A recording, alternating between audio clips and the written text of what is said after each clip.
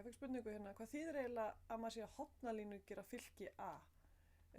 Það þýðir að maður ætlar að skrifa þessi margfeldi af 3 fylkjum og við köllum þessi fylki oft P og D og svo kemur P mínus fyrsta líka fyrir.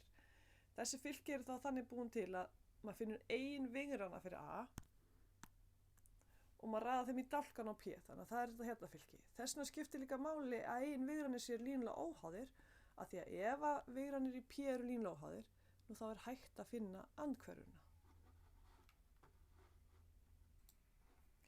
Nú, í fylkinu D hérna, þar setjum við eigingildi A í hornalínuna. Þannig að D er fylki sem er hornalínufylki.